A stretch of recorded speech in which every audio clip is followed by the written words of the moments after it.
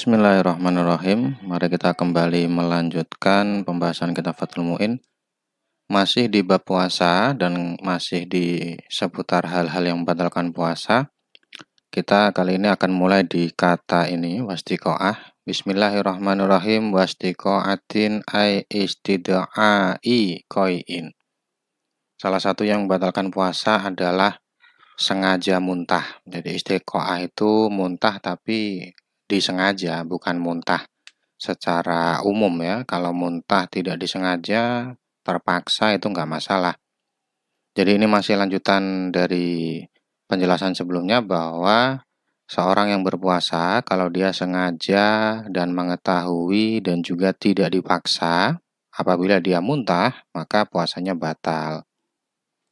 Wa illam ya'ud minhu syai'un li jawfi. Sengaja muntah ini membatalkan puasa walaupun tidak ada sesuatu yang kembali ke dalam perut. Jadi yang membatalkan puasa itu tidak hanya dari luar ke dalam, tapi juga dari dalam keluar. Kalau dari mulut ya, dari dalam keluar itu juga membatalkan puasa. Sehingga andai kata tidak ada yang kembali ke dalam perut sekalipun, itu tetap membatalkan puasa. Nah, penggambaran seorang yang muntah tapi tidak kembali ke perut itu bagaimana? Di sini digambarkan bi antakoya munkasan. Dia muntah dengan cara menundukkan kepala. Jadi munkasan ini kepala lebih rendah daripada bokong ya, itu munkasan.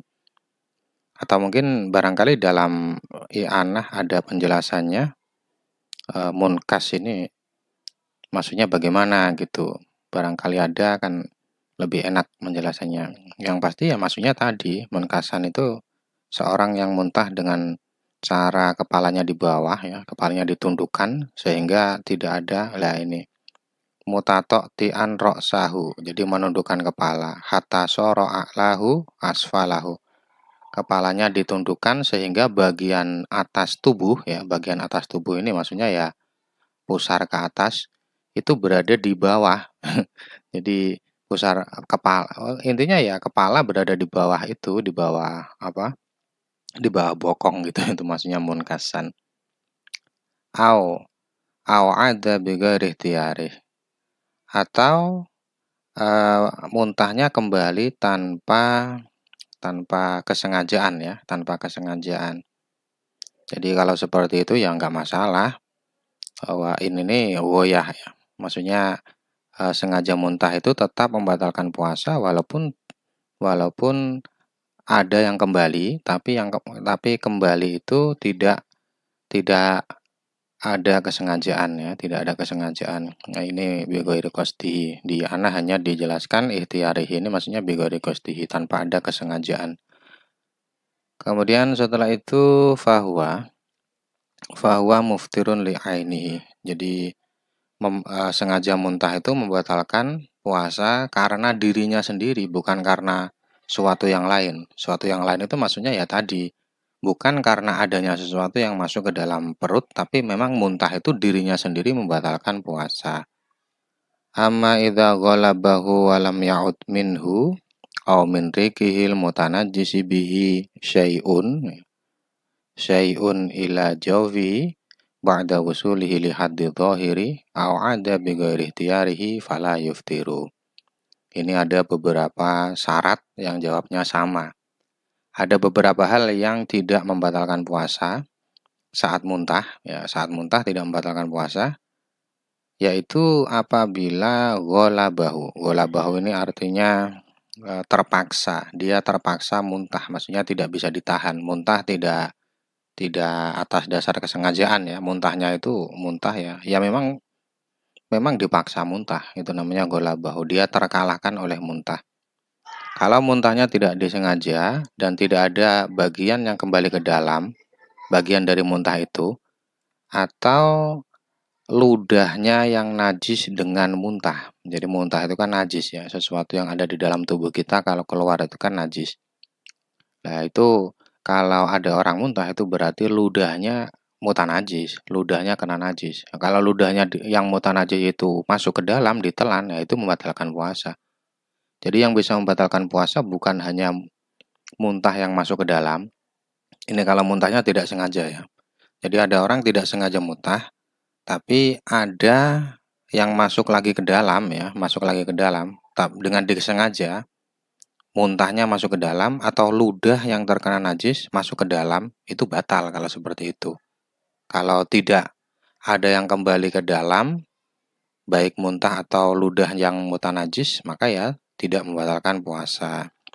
Itu kalau memang sudah sampai ke bagian luar ya, sudah sampai ke bagian luar. Sudah sampai ke bagian luar. Bagian luar ini nanti dijelaskan tempat keluarnya huruf H ya, tempat keluarnya huruf H. Walaupun ada juga yang mengatakan kho ya. H dengan kho ini kan lebih luar kho ya, lebih luar kho. Kho ini kan pangkal tenggorokan yang paling atas. Pokoknya kalau sudah sampai di mahrot H, sudah sampai di bagian luar ya, bagian luar tubuh, kalau itu kembali maka membatalkan puasa. Tapi kalau kembalinya tanpa disengaja, au ada bigori tiarih, kembali dengan tanpa disengaja, tanpa kehendak, nah itu nggak masalah. Alasan dari tidak batalnya puasa orang yang muntah lil khobari sohihi bidalik, karena ada khobar sohih yang menjelaskan hal itu, ada hadis yang sohih. Kalau tidak salah man dzara'ahul qai'u atau gimana itu. Fala yaqdi ya bagaimana, kita cari dulu di kitab ini ya. Man dzara'ahu al qai'u falaisa alaihi qada'un wa man istaqa'a falyaqdi. Barang siapa yang dipaksa muntah, dzara'a itu maksudnya dipaksa ya. Terkalahkan, mana asalnya terkalahkan maksudnya dipaksa. Maka dia tidak wajib qadha. Tidak wajib qadha artinya tidak batal puasanya. Dan barang siapa yang sengaja muntah, fal yaqdi, maka dia harus qadha. Harus qadha berarti puasanya batal. La biqal'i nukhamatin. Puasa tidak batal dengan mengeluarkan dahat. Dahat yang kental itu minal batini awid dimagi ila dhahiri. Di sini dijelaskan bahwa dahak itu sumbernya ada dua. Ada perut, ada otak ya. Ada yang dari perut, ada yang dari otak. Apapun itu, kalau itu dikeluarkan hingga ke bagian luar tubuh itu tidak membatalkan puasa. Fala yuftiru bihi in lafa. Ini lafadho ya, ini bukan kof, ini fa ini. Fala yuftiru bihi in lafadhoha ditakarruril hajati ilaihi. Jadi mengeluarkan dahak itu tidak membatalkan puasa karena banyaknya kebutuhan untuk itu. Jadi dahak ini kan keluarnya tidak bisa dikontrol ya, maksudnya sangat sering sekali keluar gitu. Jadi kalau itu membatalkan puasa kan kasihan juga. Amalawi ba'tala'aha ma'al qudrati ala lafdiha ba'da wusuliha li haddi dhahiri wa huwa makhrajul ha'i al-muhmalati fayuftiru qat'an. Tapi kalau dahak itu sudah dikeluarkan ya, sudah dikeluarkan dalam arti sudah sampai ke bagian luar, batas bagian luar, seperti yang saya jelaskan tadi, di sini dijelaskan batas bagian luar adalah tempat keluarnya huruf H. Nah, kemudian ditelan lagi, jadi sudah keluar lalu ditelan lagi, maka itu ulama sepakat puasanya batal. Jadi kalau sudah dikeluarkan ya sudah dibuang, jangan ditelan lagi. Kalau ditelan lagi malah batal. Walau dakhalat dzubabatun jawfahu aftara bi ikhrajihi. Andai kata ada lalat yang masuk ke dalam perut, ke dalam tenggorokan, itu lalat itu membatalkan puasa bila dikeluarkan. Jadi kalau sudah terlanjur masuk ya udah ditelan aja, ditelan aja.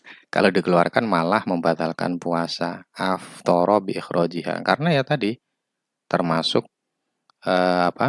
mutlakon, termasuk muntah ya, mengeluarkan sesuatu dari dalam tubuh keluar melalui mulut itu muntah. Jadi kalau ada lalat yang masuk dikeluarkan itu ya sama dengan muntah. Mutlakon.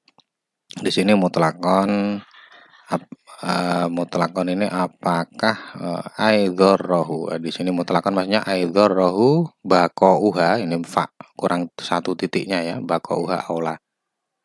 Jadi mutlakon ini artinya hukum ini tidak membedakan apakah lalat yang ada di dalam tenggorokan itu membahayakan apa tidak. Pokoknya kalau dikeluarkan ya batal.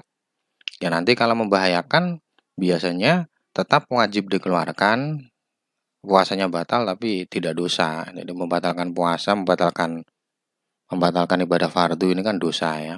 Tapi kalau kasusnya seperti ini, ada lalat yang masuk ke dalam tenggorokan, dan membahayakan, itu ya harus dikeluarkan. Walaupun keharusan mengeluarkan ini tidak merubah hukum, tetap tetap apa? Tetap batal puasanya. Nah, ini sudah ada sebenarnya. Wajazalahu in dzarrahu baqauha mal qadha lah ini kama afta bihi saykhuna. Jadi boleh mengeluarkan lalat yang masuk ke dalam bila memang membahayakan keberadaannya di tenggorokan, itu membatalkan puasa boleh tapi tetap wajib qadha. Ini seperti fatwa Syekhuna. Syekhuna ini biasanya Ibnu Hajar. Tadi Anah barangkali ada pendapat yang agak ringan gitu ya, kan kasihan juga. Maksudnya sudah membahayakan masih wajib qadha gitu. Nah ini enggak ada ternyata fil qurdi. Ini ada ini. Ini ada enak ini. Kama aftabi Syekhuna ini ada penjelasan fil qurdi mana suhu di dalam kitab yang ditulis oleh Al-Qurdi. Al-Qurdi itu kalau tidak salah itu ya Hawasil Madani atau apa, mohon dikoreksi ya. Ini ada penjelasan waqa'a fi maudhi'in min fatawa syarih, fatawi ini boleh dua. Adamul fitri bi ikhrajiha. Nah ini. Di dalam Al-Qurdi ada penjelasan bahwa di satu tempat ada fatwa, beliau menemukan fatwa dari Asyarih. Asyarih ini yang disarai Al-Qurdi. Mungkin maksudnya Bushrol Karim mungkin ya. Jadi Al-Qurdi ini kalau tidak salah maksudnya di kitab Al-Hawasil Madani. Yang disarai adalah Bushrol Karim mensarahi kitab apa itu namanya? Bukan Minhajul Qawim. Ini mensarahi Minhajul Qawim ya. Jadi ada matan fikih namanya Muqaddimah Hadramiyah disarahi Minhajul Qawim. Minhajul Qawim ini Ibnu Hajar. Kemudian dihasyiai oleh ini Al-Qurdi, diberi nama Al-Hawasil Madani. Nah, Al-Qurdi menemukan salah satu fatwa dari Ibnu Hajar sendiri bahwa mengeluarkan lalat yang masuk ke dalam tenggorokan itu tidak membatalkan puasa. Lakinnahu raja'a anhu fi jawabin anha akhar. Jadi Ibnu Hajar pernah ditanya 2 kali seputar ini. Bagaimana hukum seorang yang kemasukan lalat masuk ke dalam mulutnya dan membahayakan saat puasa. Kalau lalat itu dikeluarkan apakah puasanya batal apa tidak? Itu pertama kali Ibnu Hajar menjawab tidak batal ya. Pertanyaan pertama dijawab tidak batal. Tapi ternyata beliau suatu ketika ditanya lagi dengan pertanyaan yang sama, beliau menjawab dengan jawaban yang berbeda. Jadi penjelasan di dalam Fathul Mu'in ini adalah penjelasan fatwa beliau yang terupdate ya. Wa qala fi akhirih qad sabaqa minni ifta'un bi anna ikhrajaha ghairu muftirin wal aujah ma dzakartuhul an. Jadi memang kalau kita carinya di Anah ya memang enggak ada yang tidak membatalkan puasa. Ibnu Hajar tetap mengatakan membatalkan puasa walaupun dulunya beliau pernah berfatwa bahwa hal itu tidak membatalkan puasa. Itu dulu, semoga bermanfaat. Wallahu a'lam bishawab.